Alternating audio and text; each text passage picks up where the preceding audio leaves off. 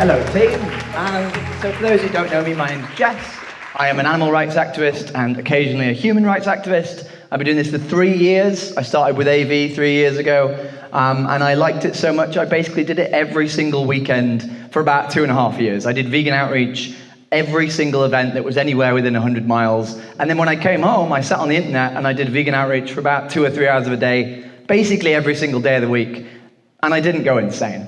In the last sort of 5 or 6 months, I've started doing disruptions for welfarist campaigns, for single issue campaigns like fur, and for various other things. And I've been doing vegan runners, I've done some hunt sabbing, I've basically done everything that I can do that I think will make the lives of the animals better. And I want to talk about how we can do that, how we can be the best activists we can be. So firstly, it's an incredible privilege to be here. I'm really glad to be here. I know I don't agree with you all on human issues and strategy, but I think it's really important that we talk about various different ways to help animals, and I think it's really important that we all come here with an open mind. Secondly, I want to say that although I care about other things, what is happening to animals, the injustice that is happening to animals is very clearly the greatest injustice of our time. It is happening to the most beings. It is happening in the most severe way, and it is the injustice that we sort of, as a population, are least aware of, right? Most humans are not even aware of this horrific injustice. And that's sort of the nature of my talk. My talk is being a responsible member of the radical flank. And that idea is that you all have this radical idea that animals should be liberated, that the common practices of today should be made illegal and should be completely and utterly abolished. And that is incredibly radical, right? We live on a planet of 8 billion people. Of those 8 billion people, probably 1% thinks that animals should be liberated. That's 80 million people. Of that 80 million people, probably 1% are actually doing anything about it. That's 800,000 people.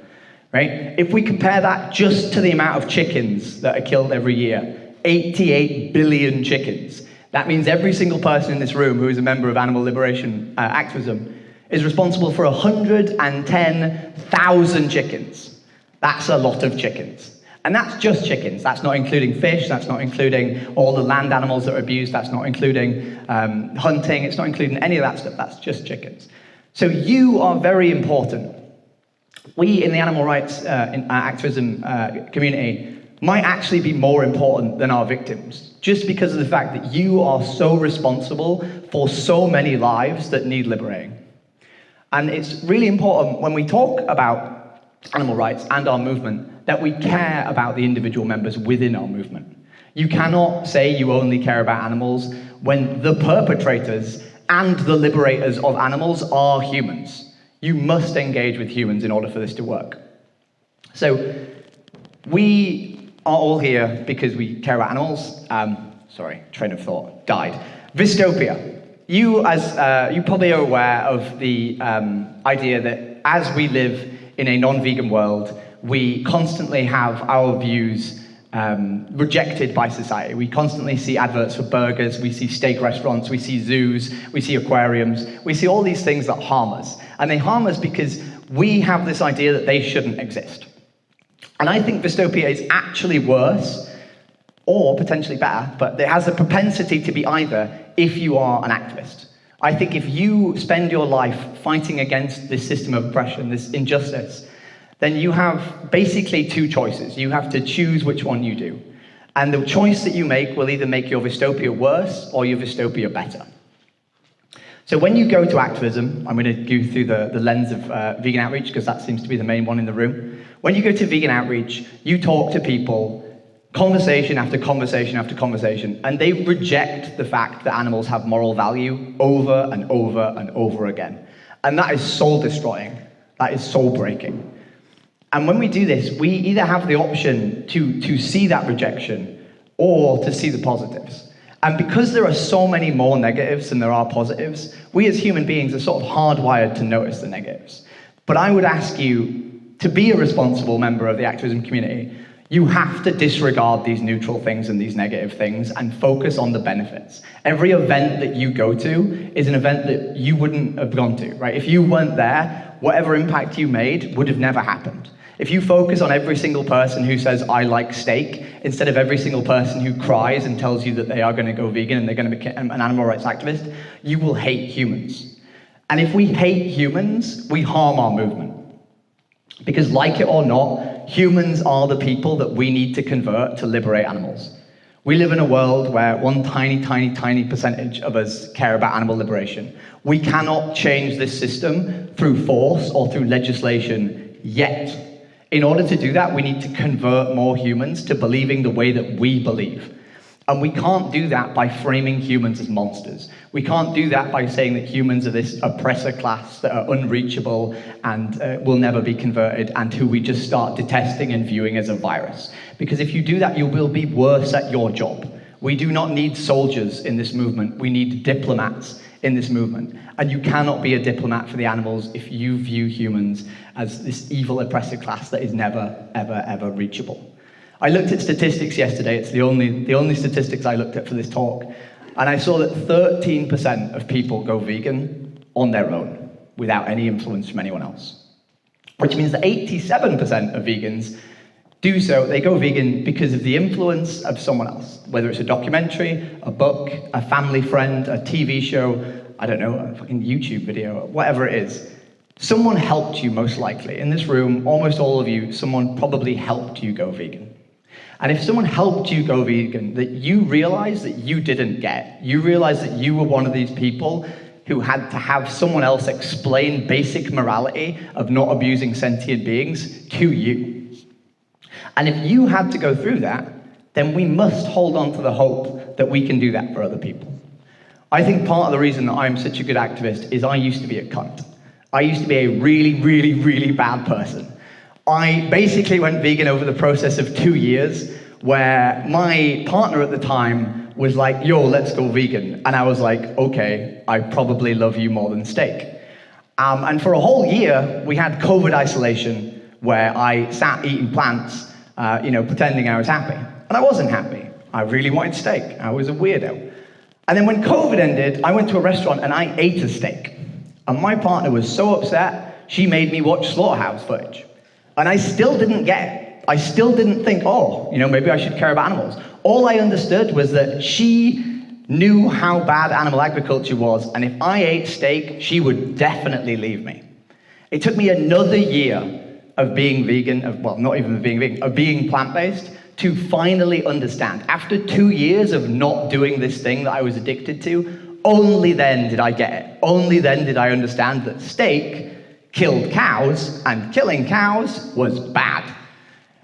And I think that's why I have the ability to go out into the street and, to go on the internet, actually. If you think street outreach is bad, you should try doing a 24-hour live stream of internet outreach. It's fucking awful. But I have the ability to sit there and do that over and over and over and over again. And I have compassion for these people who say the most disgusting things.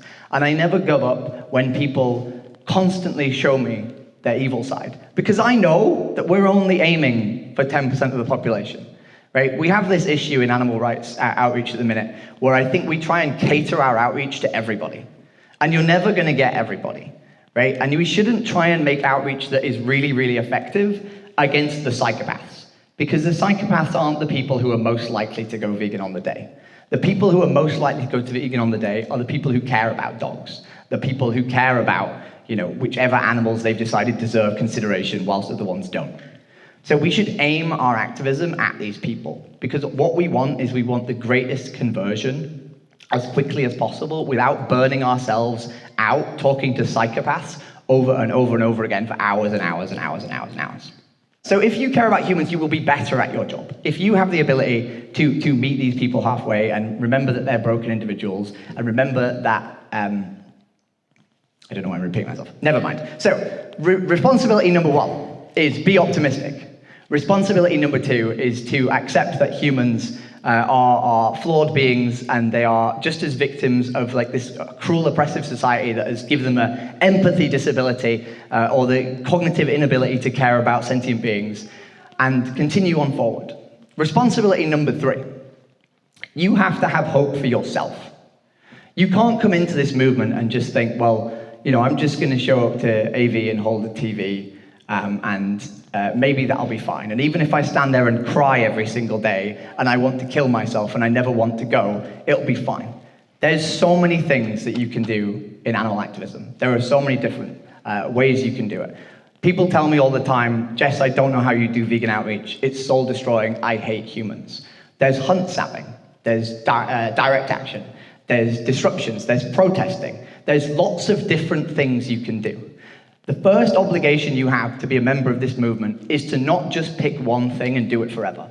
Try lots of things. And even if you don't like any of them, maybe diversity will be good for you too. And the second thing that you need to do in order to have hope in yourself is not just believe that you have this one role, right?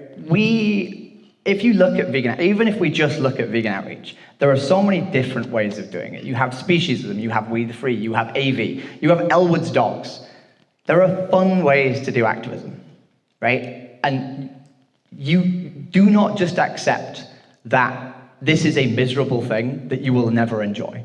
Have the hope that you can find a way of doing animal rights activism that you will enjoy, because only if it is enjoyable can it be actively sustainable, and can you be really, really, really good at it, right? You need to be proud at it, right? You need to be proud of your ability to do it. You need to enjoy doing it. You need to want to do it. You need to have these ideas that you and your friends think are really funny and want to go and do them, because then you will become like the best activist that you can be. And that sort of leads on to the last one, which I suppose is growth. We as activists are a tiny, tiny member of the population, right? I walk around looking as incredibly visible as I can, not because I'm an attention seeker, because if you want to promote your ethics and you are 1% of the population, you have to be visibly representative greater than that 1%. If you walk around in a t-shirt that says meat is murder, congratulations, you're doing outreach. You don't realize it, but you are, right? You have this ability every single day to do one small thing that means every single person on the bus with you, on the train with you, in your office with you, understands your ethics. And only by doing that, only by being a bigger representation than the population that we make up, can we have the effect that we need to finally get to the point where we can do legislation. There's a magical number. Apparently it's 14%. I've not researched this, I just took it as someone told me it, but hopefully it's true. And this number is this idea that once you get to 14%, you can make systematic change without having a majority. We're not at 14% yet. But we don't need to get to 50%. We just need to get to a place where we have all of our outreaches, all of our activists being loud enough that it feels like we're a majority. And you will only do that if you grow, if you are hopeful, if you enjoy it, and if you go out there and attack life, right? Do not sit back and think that you can never be, I don't know, me, or Cliff Grant, or Tom Harris, or Ronnie Lee, or all these other people, because they all started out as just plebs, right? They were all little knobheads who were like, yo, this looks fun, let's go and do it, right? None of us thought we were gonna be standing up and speaking at conferences. Someone gave us a megaphone and we went and had fun. A couple of days ago, I shook hands with someone in the HQ of ASDA. And this is welfarism, so you don't like it, but that's fine. I'm still an abolitionist. I prefer vegan outreach. It's my favorite thing. But I shook hands with someone about him agreeing to change the way he treats 200 million prawns a year. And I'm just a twat from Leeds, right? But I went to his office twice with a megaphone. And I was there probably for about 15 minutes each time. So in the span of 30 minutes, I changed the lives of 200 million prawns a year. You know, try and do something.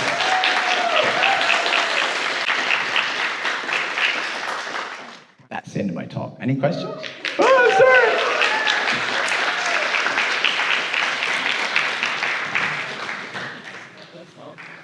I've got 5 questions. Oh boy.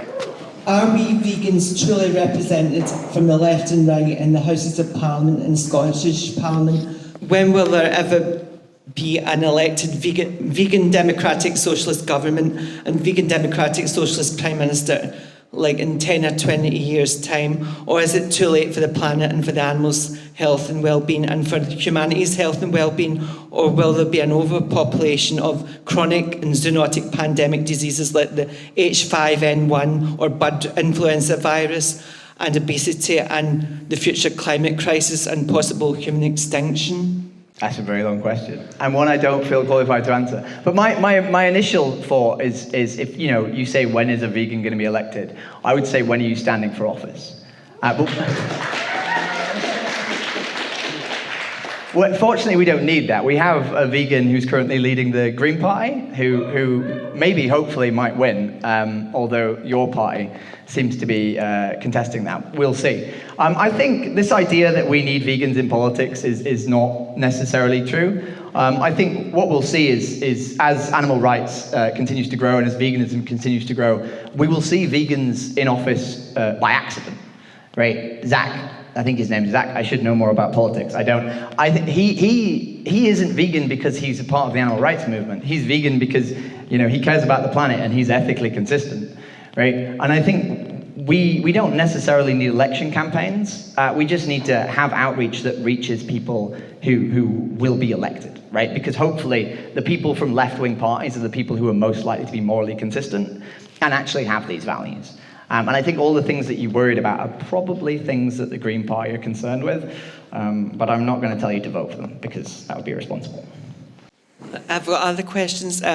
Why does Just Stop Oil only talk about petroleum oil industries when the prime instigators of climate change and global warming emissions, when it's animal, dairy, fishery and edible oil agricultural industries that are the prime instigators? I mean, I think it's the case that every political organisation will only push their own issue, right? Like, Just Stop Oil talk about oil because they're Just Stop Oil, in the same way Insulate Britain talk about insulation because they're Insulate Britain, right? We have Animal Rebellion, we have Animal Rising, who talk about the effects of animals on climate change. Just Stop Oil, they're Just Stop Oil. Why are they only ones in the news and not yourselves?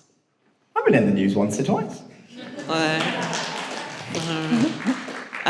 Also, why does I'm a Celebrity, Let Me Exploit Animals and ITV still continue to needlessly and cruelly exploit and commodify animals for human entertainment? And why has Ant and Dec built their showbiz empire and generated profits out of commodification, exploitation and humiliation and cruelty of animals for human entertainment? Is it time to call an end, a ban or cessation to the exploitative cruel show?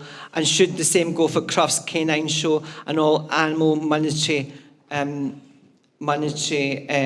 sports entertainment wealthy elite industries?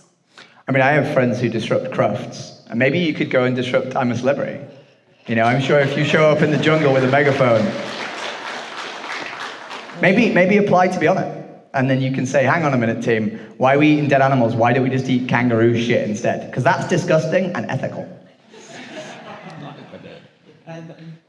Unless you factory farm the kangaroo for their shit. Don't do that.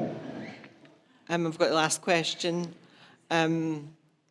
Should organic oil-free veganism or whole food plant-based no oil diets be taught as part of a school, college and university curriculum, like a holistic chronic disease preventative, nutrigenomic and nutrigenetic medicinal studies, and nutritional bioscience studies?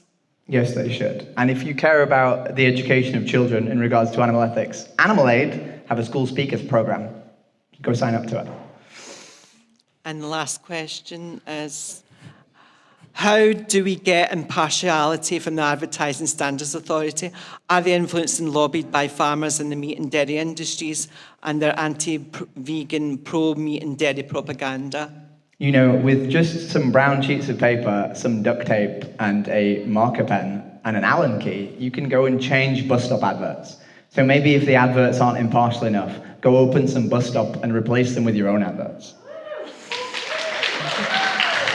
Thank you so much.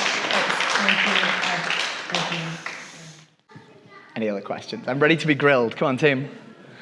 Not really a question. You say 14%. So I've seen, this is very similar, slightly different statistics. When 3.5% of a population take action on an issue, that issue becomes societally normal. So suffragettes, for example. So 3.5% is, it's a very slightly different nuanced thing from your 14%, but yeah. Yeah, I mean, I would imagine that means they're more politically active, right? But yeah, that's amazing. If we only need 3% of me, come on, team, be me. Or you know, be yourselves. Go be as active as you can and be the 3%. Okay. How do you deal with people not taking you or the cause seriously, especially being a very openly queer person? Move on. If someone doesn't take it seriously, say something to them that will shake their worldview and then move on. Because we don't need to deal with people who don't take it seriously. Right? Focus on people who do.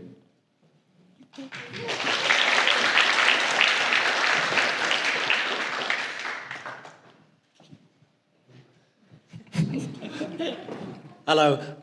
Yeah, just to second the 3.5%, that's the statistic I know too. But you talked about how activism should be fun, which is something I strongly agree with. I was just wondering what the most fun action you've taken part in is. Ooh, that's a hard one. I think every time you ever do something for the first time, it's like a little sense of euphoria that you can never get back. So being arrested for the first time, doing a disruption for the first time, doing vegan outreach for the first time, hunt tabbing for the first time. This is why you should do everything for the little drug. I think I really enjoy disruptions. I really enjoy things where I feel like my skill set is good, and that's usually like talking to people. So I like doing monologues on megaphones, like randomly walking around London, and I like vegan outreach because I think for me, the euphoria is seeing someone change in front of you. And, you know, with disruptions, you get industries changing in front of you if you're lucky, and that feels fucking amazing. But I think there's a reason I like vegan outreach so much is because, like, I went to London last Sunday, and I did 6 hours straight, and 32 people told me they would go vegan in 6 hours. And that's nuts. And I think that's why I'm like addicted to vegan outreach, because you see the change in front of you there and then you get to move on and search for more change. And I think that's why it's my drug. Hi, I don't really have a question, more just a comment. I really liked your talk, it was really good.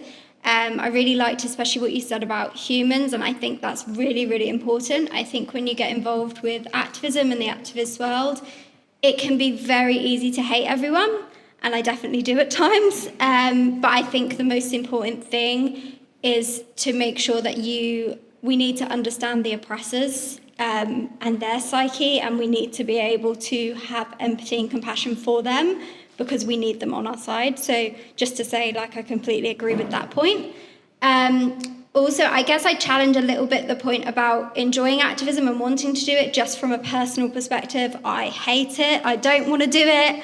But I do it anyway. But I think that's just something to challenge there, because I think it's really important that we just stay aware of still maintaining our own identities outside of activism and not making it our whole identity. And and if like me, you don't enjoy it, just finding an area within activism that is most manageable for you and doing it anyway, I think is really important. So. Can I ask you a question? Yeah. What activism do you do? I've done a bit of everything, AV, We the Free, but I've found with outreach I'm done. So at the moment I'm focusing more on organising events. We've got the protest next week, if anyone wants to come, on Saturday next week in Edinburgh. And also like social media stuff, some stuff with Earthling World, who's one of the sponsors. So that's kind of where I'm branching off at the moment, because at the moment I'm at my limit with outreach, but I might come back to it in the future. But I think that's just what's important, is rather than burning out and saying that's it, I'm done with activism, find another area, another branch you can do that's more manageable in the meantime. Can I ask you a funny question? Yeah. So when you do vegan outreach, Yeah. have you ever tried to just make the other person laugh? No. No? It's really good. Okay. If you go there and you sort of see yourself as a comedian that's there to entertain them, Yeah. and then whilst entertaining them, you sneak in this idea that raping dogs is wrong, it can be really enjoyable. Yeah.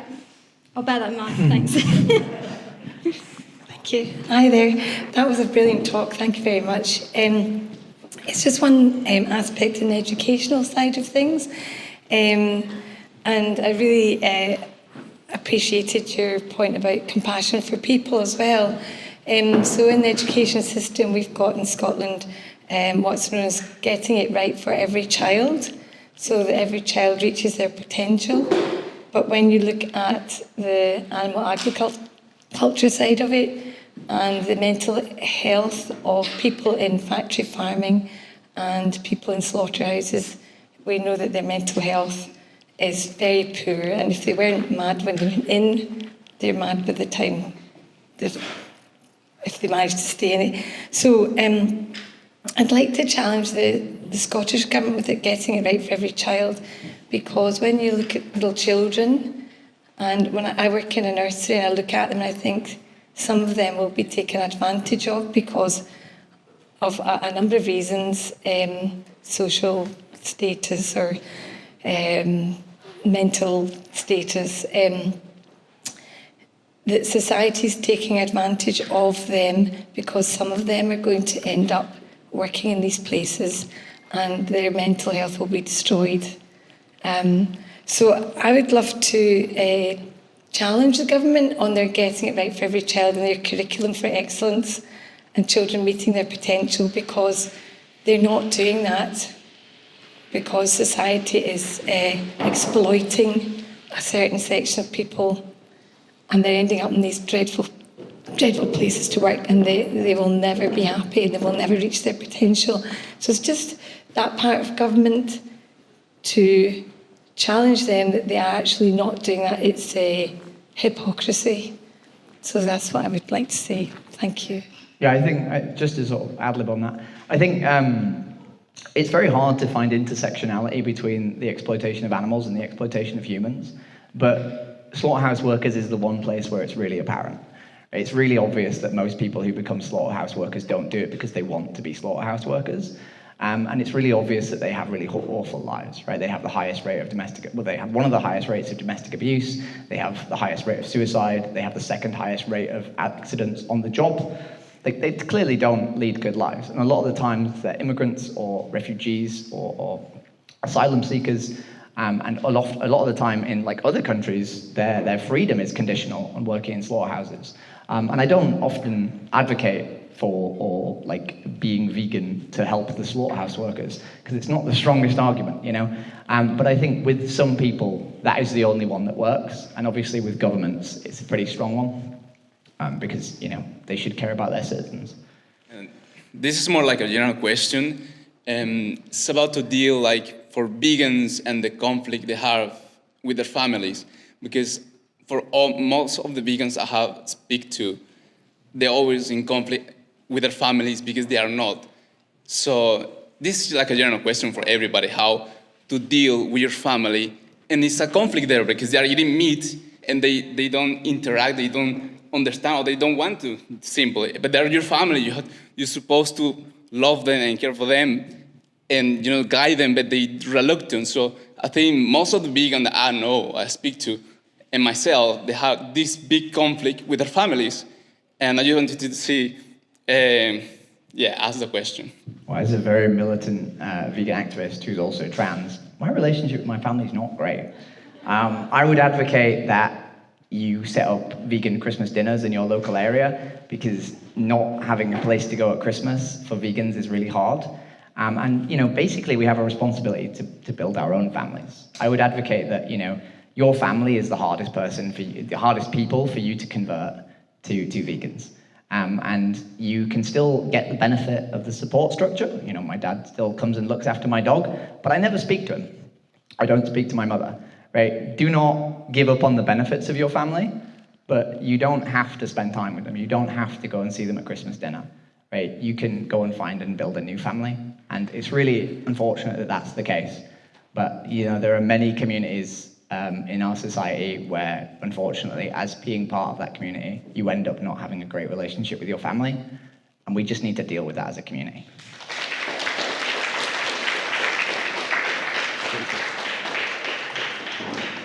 Thank you for having me, and thank you for the question.